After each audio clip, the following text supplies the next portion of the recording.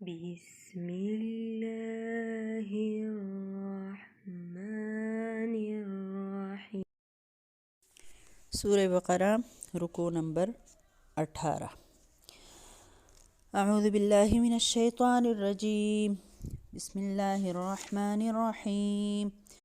وَلِكُلٍّ وِجْهَةٌ هُوَ مُوَلِّيهَا فَاسْتَبِقُوا الْخَيْرَاتِ.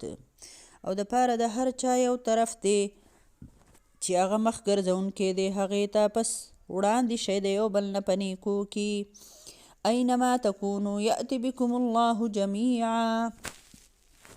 هر چرته چې تاسو یې را به ولي تاسو الله پاک ټول. ان الله علی کل شیء قدیر. بېشکه الله په هر څیز باندې قادر دی. ومن حیث خرجت، او د کوم ځای نه هم چې تاسو تېرېږئ یا وځئ، فولی وجهک شطر المسجد الحرام، نو هم وګرځوئ خپل مخ په مانځه کې مسجد حرام ته، په طرف د مسجد حرام. وانه للحق من ربک، او بېشکه دا فیصله حق د ستا د رب د طرف نه ده. وما الله بغافل عما تعملون، او نه دی الله نا خبره د هغه کارونو نه چې تاسو یې کوئ. ومن حيث خرجت فول وجهك شطر المسجد الحرام، او د هر ځای نه چې تاسو وځئ نو وګرځوه ته خپل مخ په طرف د مسجد حرام. دا نبی صلی الله علیه وسلم ته حکم دی، انفرادي دغه استعماله شوي ده که نه. وحيث ما كنتم فولوا وجوهكم شطره، او هر چرته چې تاسو وځئ نو وګرځوئ خپل مخونه دقې طرف ته، مسجد حرام طرف ته. لئلا یکون للناس علیکم حجة، دپاره دی چې نه یي خلکو ته په تاسو باندې هېڅ اعتراض. الا الذین ظلموا منهم، مګر د هغه کسانو نه چې ظلم یې کړی دی د دوی نه. فلا تخشوهم واخشوني، پس مه یریږئ د دوی نه او یریږئ زما نه.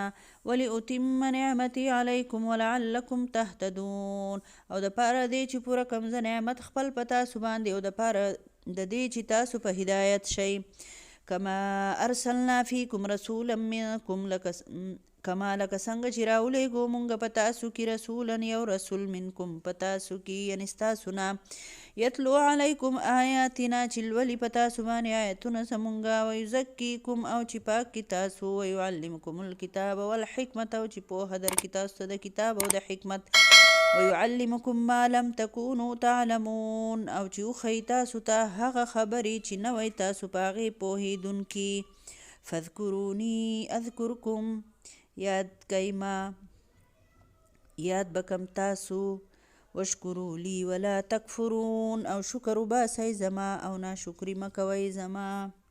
اوس په دې رکو کې الله رب العالمین فرمایي چې د هر چا دپاره یو طرف دی چې دوی هغې ته مخ ګرځئ، تاسو ته یو بل نه په نیکو کې مخکې شئ. خبره دا وه چې د یهودیانو قبله خو په بیت المقدس کې دغه ځای و چې په کم ګټ باندې به د تابوت سکینه دغه صندوق پروت و، نو دا د یهودیانو قبله وه. خو د نصاراو قبله چې وه نو په دغې بیت المقدس کې مشرق طرف ته بیا چې کم ځای کې د عیسی علیه السلام دغه و روح دغه کړی شوی و، مطلب د مریم بیبي ته روح پوکې شوی و، هغه ځای چې و نو هغه دوی هغه مقرر کړی و، هغه محراب یا هغه څه ځای چې و دوی ځان له هغه قبله کړې وه. نو دوی خو په خپل منځ کې هم په یوه قبله باندې متفق نه و. بیا خبره دا ده چې مسلمانانو ته خله د دې قبلې حکم وشو د خانه کعبې، نو دې یهودیانو ورته وې ستاسو چې دا دونه په جنګ بدر شوی و که نه، دا دونه ستاسو چې شهیدان شوي دي، دونه صحابه د نه مړه دي، نو هغو داسې مړه شو لکه منځونه یې قبول نه شو. جو مسلمانانو ته به یې شک ور واچوو که نه. نو هر قسم چالونه دوی یهودو چلول د مسلمانانو خلاف. الله رب العالمین یو ځل نه، دوه ځله نه، درې ځله دا خبره دلته فرمایلې ده دپاره دی لئلا یکون للناس علیکم حجة. دا خبره په قرآن کې درې ځله ځکه وفرمایل چې دا خبره د شک نه وځي، لکه یو ځل نه ده، دوه ځله نه ده، یو ځل هم کافي وه.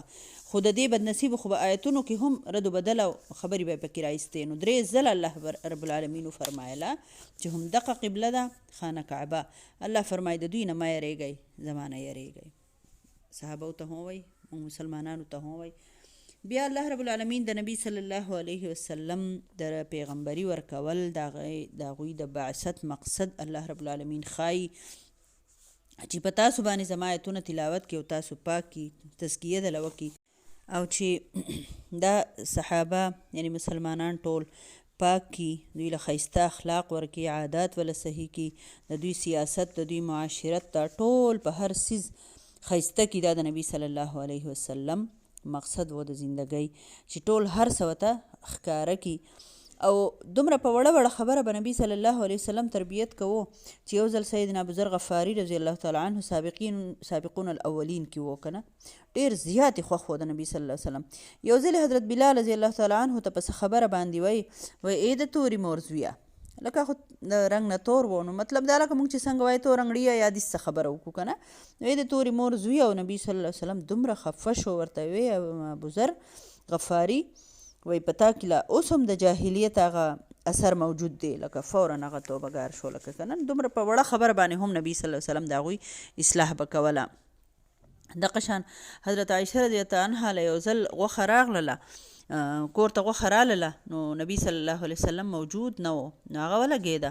هغې ته خو پته وه چې د الله رسول خو ځان له دومره نه استعمالوي، او هر شی به چې راغی نو چې کم به یې خوړو یا ځان له به استعمالېده، به ترې واغستو، نور به یې بیا تقسیم کو. تحفې تحایف په خلکو را لېږل، نو پاک نبی صلی الله علیه وسلم هغه موجود نه و، نو حضرت عایشه رضی الله عنها ټوله غوښه چې دا تقسیم کړه، پخوا خو غوښې ډېرې قدرمنې وې، او لږه شانتي پرېښوده چې د الله رسول صلی الله علیه وسلم راغی. نو عایشه رضی الله عنها ورته فرمایي د الله رسول ما خو ټوله غوښه ختمه کړه، خو دا لږه مې پرېښوده ځکه چې ما ته پته وه چې تاسو موجود نه وئ او تاسو بیا داسې کوئ، چې ما هم داسې وکړل، نو دا یې مطلب و.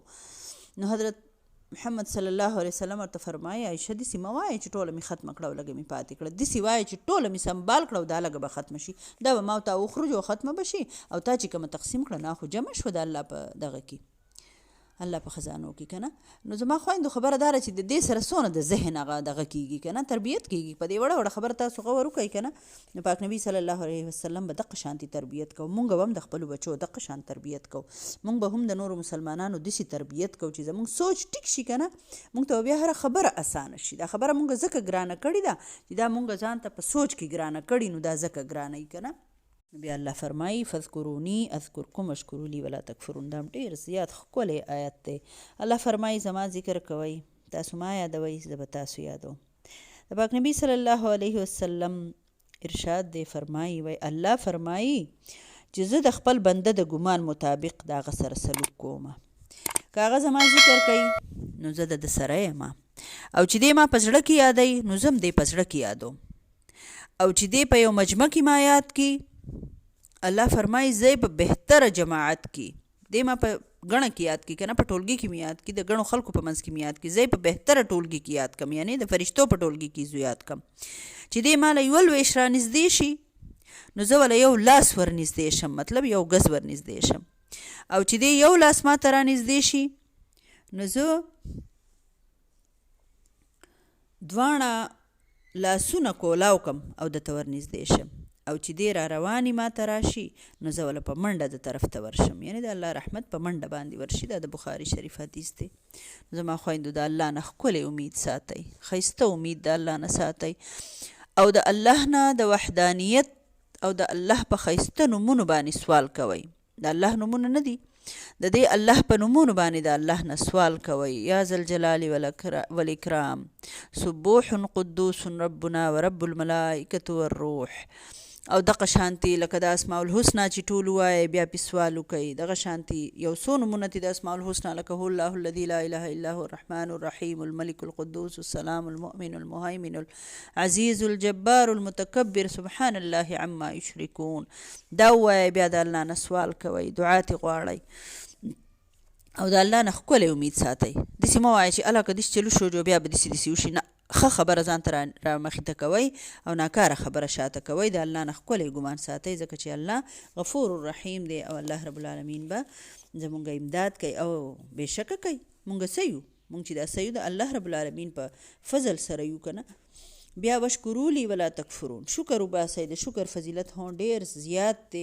الله فرمایي لئن شکرتم لازیدنکم ولئن کفرتم ان عذابی لشدید، که شکر هم ایستو زیاته به درکم، او که ناشکري مو کړله نو زما عذاب ډېر سخت دی. نو زما خویندو د الله شکر وباسئ، د الله شکر وباسئ. یو بنده خبره کوله، وی چې پته نشته دا بچوړې ملګرو سره ناسو چې بس دا واړه را لوی شوي دي او راني شروع کړي دي او بس موبایل یې رانه واغستو او ماتې کو سکرین ولا مات کو. اوس په پته نشته په 100,000 دا موبایل جوړومه او بس یو مصیبت دی، یو غضب دی، بس په کور کې خلک موبایل کې ښودی نشي او لکه داسې یو خبره څنګه چې عام د پښتنو رواج که نه. نو بل کس ته د ملګرو کې ناست و د هغه بچي نه و، نو په دې زړه کې وی چې کاش زما زوی وی او یو نه 10 موبایلې دې راله ماتې کړي وي، خو چې زما اولاد وی او زما زوی وی. نو زما خویندو دا لکه مونږ کله کله هغه خپل نعمت چې الله را کړي د هغې د شکر په ځای هغې نه مونږ ناشکري شروع کړو که نه.